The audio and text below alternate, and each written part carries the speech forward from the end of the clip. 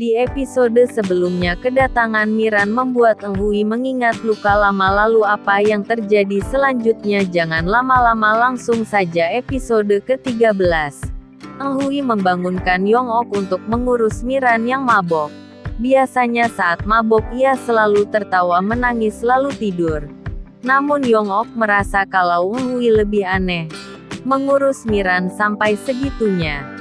Benar-benar seperti permaisuri dengan dayang.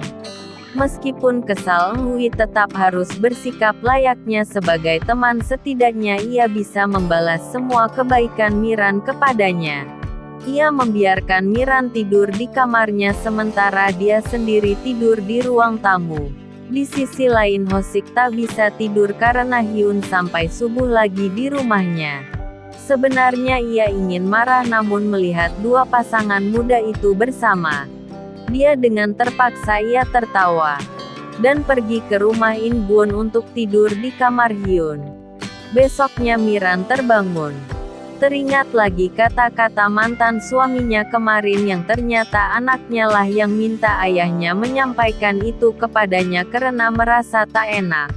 Yang membuat Miran kesal adalah ibu tirinya hanya membesarkan anaknya sejak SMA. Sementara dia yang melahirkannya dan membesarkan sampai SMP. Dengan sedihnya ia mengirim pesan suara kepada anaknya kalau ia ingin pergi berlibur berdua saja dengannya. Untuk melampiaskan kesedihannya ia berteriak berharap itu bisa mengobati sedikit kerinduannya kepada anaknya. Ia segera merapikan rumah Eng Hui yang berantakan tersebut. Eng Hui sudah menyediakan sarapan dan minta maaf karena ia harus segera kerja. Meskipun Miran merasa sedih dijauhi anaknya, setidaknya ia masih punya sahabat sejati yang sangat perhatian padanya. Ia membersihkan semua rumah sahabatnya, bahkan mengganti gorden dengan gorden baru. Tak sengaja menemukan buku harian Eng Hui. Untungnya itu buku harian kelas 1 masih SMP saat ia masih sangat senang bersamanya. Tak lama ia menemukan lagi buku harian di atas meja. Awalnya ia tertawa pembacanya. Karena yang dicatat Eng Hui menceritakan kesehariannya tentang menjual ikan. Akhirnya ia membaca catatan Eng Hui yang kemarin. Mengenai perubahan pandang Eng Hui terhadapnya. Kim memastikan tentang reuni nanti sore. Berharap kalau dialah yang akan menjemput Miran. Istrinya bernama In Jong muncul marah-marah. Karena ia lebih memilih Miran daripada menemaninya berbelanja. Eng Hui pilun kesal nyuruh In Jong menyeret suaminya. Dia pun pulang ke rumah tak menyangka kalau Miran sudah membaca catatannya. Miran segera menyimpan buku tersebut. Sambil menahan tangis dengan terpaksa tersenyum di depan sahabatnya yang juga pura-pura tersenyum dan bersikap seperti biasanya saja. Kecewa dituduh selalu memanfaatkannya Eng Hui, ia bahkan rela memasak. Sementara Eng Hui merenungkan sikapnya, memutuskan harus bersikap seperti biasa. Sedangkan Yong Ok ingin menjemput ibu-ibu penyelam. Dia heran mengapa hanya ada Ibu Wati. Ia pun mengajaknya bicara, menjelaskan kalau yang lain sudah pergi bersama Dali sambil memberikan minuman untuk pertama kalinya. Ia mendengar cerita Yong Ok dari nenek Chin Hui. Tapi sesuai pesannya ia juga tak akan menceritakan kepada yang lain termasuk kapten kapal. Setelah tahu kondisi Yong Ok harus cari uang tanpa tahu bisa mati.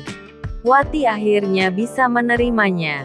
Bercerita kalau banyak juga keluarga yang ditemuinya mengalami hal yang sama dengan Yong Ok. Sementara Miran merias wajah Eng Hui bersiap-siap untuk acara reuni. Ia meminta Eng Hui mengatakan kalau ada kesalahan yang dilakukannya. Kemarin saja ia meledek pekerjaan Eng Hui yang menjual ikan. Namun ia berkata kalau itu tak akan melukainya sebagai teman. Berkata meskipun teman mungkin saja bisa terluka. Ia berkata begitu kemarin karena Eng Hui selalu memikirkan pekerjaan dan ia ingin Eng Hui sekali-kali menikmati hidupnya. Ia pun minta maaf jika ada kesalahan yang tak sengaja dilakukannya. Ia memberikan kalung pemberian anaknya. Mereka melakukan yel-yel loyalitasnya. Singkatnya, acara reuni dimulai dengan goyang 3 serangkai pulau Jeju. Tapi istri Kim kesal bisa-bisanya suaminya begitu sangat perhatian kepada Miran.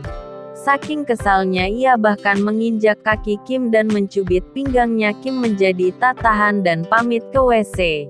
Ia pun mengingatkan Miran untuk tak dekat-dekat dengan suaminya. Karena mabok, Miran berkata kalau Kim bukan pria tipenya, bahkan jika ia memberikannya gratis ia akan menolak. Sementara yang lain memanggil Miran berduet dengan Ng Hui. Mereka terkenal dengan duet legendaris. Miran memang idola sejak sekolah sampai sekarang. Semua pria di sana akan maju untuk mendekatinya, membuat Ng Hui akhirnya tersingkir. Ng Hui yang kesal akhirnya kembali untuk minum. In Jong yang melihat kejadian itu meledeknya kalau Ng Hui mirip babu. Menceritakan apa yang dikatakan Miran tadi kepadanya. Kalau mereka tak selevel artinya Miran memang menganggap mereka rendah. Ng Hui hanya terdiam termakan hasutan itu. Tak lama Miran keluar membeli poster abjad untuk diberikan kepada Nenek Okdong. Nenek Okdong masih buta huruf, makanya Miran selalu membantu sebisanya. Lalu saat kembali ia tak sengaja bertemu Kim di sana. Berkata kalau ia ingin mencarikan istrinya. Miran tertawa memberikan nasihat kalau In Jong sudah sangat baik sebagai istri Kim yang baik kepada orang tua Kim, bahkan mengirim anak-anaknya kuliah di kota. Meminta Kim untuk membicarakan itu baik-baik terlebih dahulu. Kim memperlihatkan luka-lukanya, bahkan kuku kakinya yang terlepas dan berdarah, menjelaskan kalau selama ini dia hidup dalam siksaan tak mampu menahannya lagi. Sebagai teman, Miran tentu kasihan berusaha menghiburnya.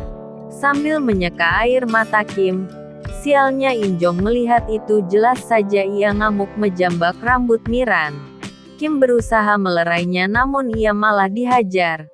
Ng Hui yang melihat itu segera ke sana. Bukannya melerai mereka, ia malah memukul Miran dari belakang memintanya berhenti. Tentu saja Miran kecewa.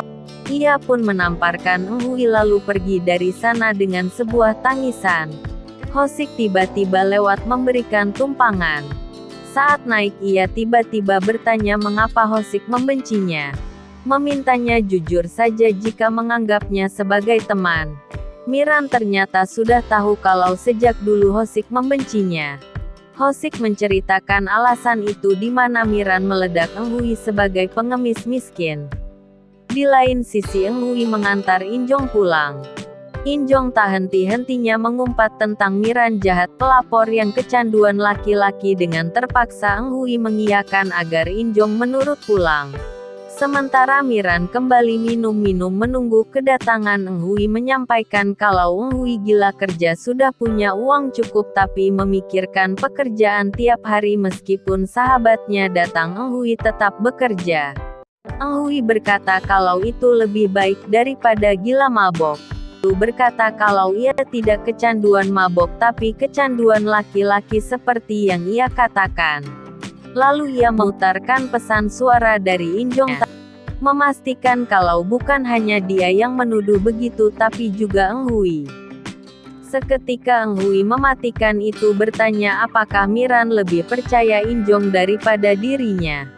Menjelaskan kalau tadi ia memegang Kim karena kasihan dengannya sebagai teman yang harus hidup menderita disiksa oleh istrinya. Ng Hui malah tak percaya, ia lebih percaya kepada In Jong yang menurutnya baik. Ia memang wanita egois, jahat dan bermuka dua.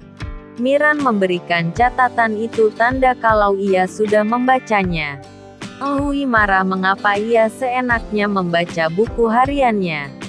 Berkata kalau dia bermuka dua berarti Ng Hui bermuka banyak karena dari dulu tak suka kepadanya tapi pura-pura suka. Lalu ia meninggalkan Ng Hui dengan tangisan tanpa henti. Bersambung di episode ke-14, terlihat Miran masih menemui Ng Hui membahas masalahnya itu. Sementara Yong Ok mendapat kabar kalau orang yang selalu menghubunginya akan datang ke Pulau Jeju dan entah mengapa ia meminta putus dari Kapten Jun.